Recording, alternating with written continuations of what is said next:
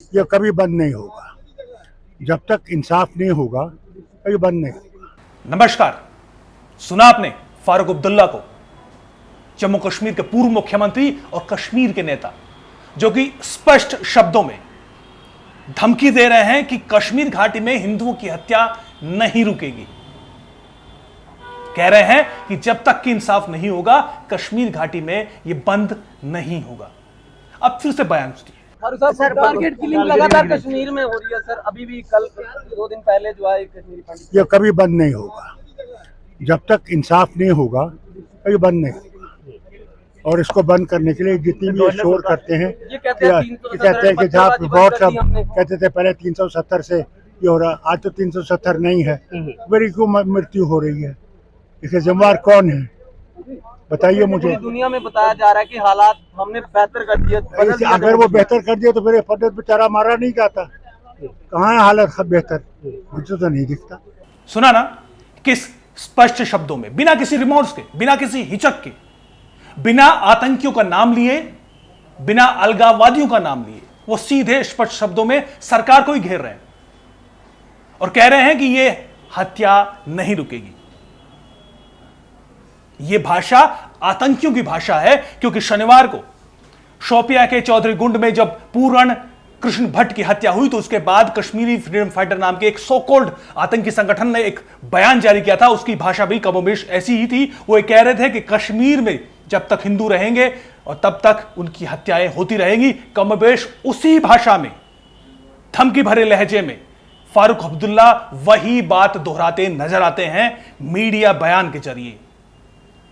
इसको क्या संदेश देना माना जाए कि जो कश्मीर में चंद कश्मीरी हिंदू बचे हुए हैं वो भी सुरक्षित नहीं है, उनकी भी हत्याएं की जाएंगी जब तक कि इंसाफ नहीं होता। इंसाफ क्या? वो आर्टिकल 370 का नाम लेते हैं कि आर्टिकल 370 हटाया गया। क्या वो ये कहना चाहते हैं कि आर्टिकल 370 हटाया गया इसलिए कश्मीरी हिंदुओं की हत्या हुई है? तो उससे पहले 1989 से क्या हो रहा था? और इस बयान में वो एक बार भी आतंकियों पर सवाल खड़े करते नजर नहीं आते, बल्कि सरकार को बड़े सरकाज़्म लहजे में कहते नजर आते हैं कि भाई देखिए ये तो होगा ही। क्या ये आतंकी की भाषा नहीं है? क्या इन पर वैसी ही कार्रवाई नहीं होनी चाहिए जैसे कि आतंकवादियों पर होनी चाहिए? बहरहाल सवाल सरकार के सामने खड़ा है, जवाब तो उनको देना होगा।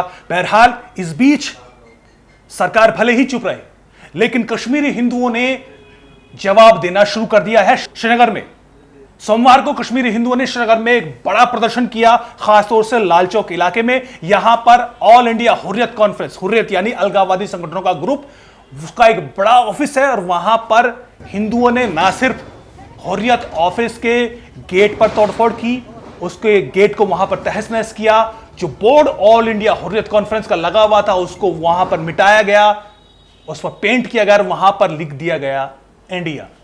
सिर्फ यह संदेश देने के लिए कि आर्टिकल 370 हटने के बाद उनकी सक्रियता जरूर कम हुई है, लेकिन जो छिपकर अभी भी कश्मीरी हिंदुओं पर वार कर रहे हैं, उनको कश्मीरी हिंदुओं का संदेश यह है कि वो चुप नहीं बैठेंगे, वो जवाब देंगे।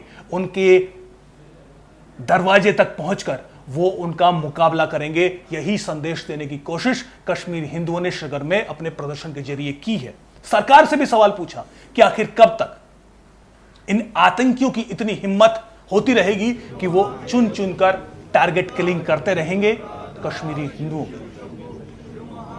शनिवार को पूरण कृष्ण भट्ट की हत्या शोपियां जिले में की गई, लेकिन ये पहली हत्या नहीं थी, ये इस साल की चौथी हत्या थी। पूरण भट्ट 1990 के दशक में जब निष्कासन कश्मीरी हिंदुओं का हुआ तो वो भी अपने परिवार के साथ जम्मू कैंप में शिफ्ट हो गए थे। शरणार्थी कैंप में, मूठी कैंप में वो अपने परिवार के साथ रहते थे। उनकी एक बीवी है और 2 छोटे बच्चे हैं, मासूम।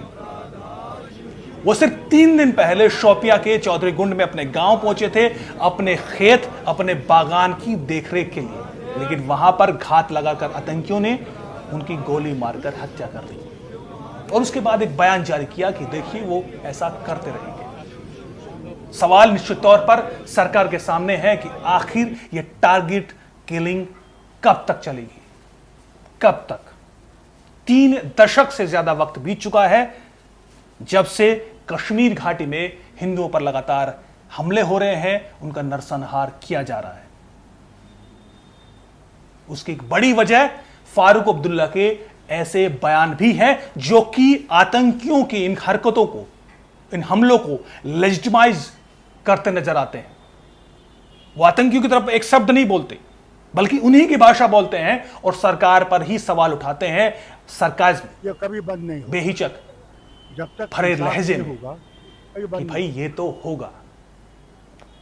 बहरहाल सरकार के सामने एक बड़ा सवाल खड़ा है कि एक ऐसा बड़ा जिम्मेदार नेता जिसके बयान के बड़े रिपरकशन हो सकते हैं, जो कि आतंकियों के हमलों को लेजिटिमाइज करता नजर आता है, उस पर क्या वो कार्रवाई करेगी? एनकाउंटर्स में आतंकियों को मारना इस हमले का इस जो सीरीज किलिंग्स की है वो उसका हल नहीं हो सकता, क्योंकि इस तरह के नेता और आतंकियों को पैदा करने में मदद करते हैं, उनकी सोच को आगे बढ़ाते हैं, पालते हैं, पोषते हैं। बहरहाल पूरण कृष्ण भट्ट की जो परिवार है वो सवाल पूछ रहा है जम्मू कश्मीर सरकार से, एलजी से, भारत सरकार से। जवाब उनको देना होगा, क्योंकि वो अब तक परिवार से मिलने नहीं पहुंचे हैं, क्योंकि शायद उनको पता है कि बहुत सारे सवाल और गुस्से से उनका सामना जरूर होगा, जिसका जवाब उनके पास शायद नहीं है। लेकिन जवाब तो देना पड़ेगा, राज करेंगे तो जवाब देना पड़ेगा। और जवाब ये भी देना पड़ेगा कि आखिर कैसे फारूक अब्दुल्ला जैसे नेता इस तरह के बयान देते हैं, इस तरह की धमकी भरे बयान देते रहेंगे। जवाब दीजिए सरकार। नमस्कार।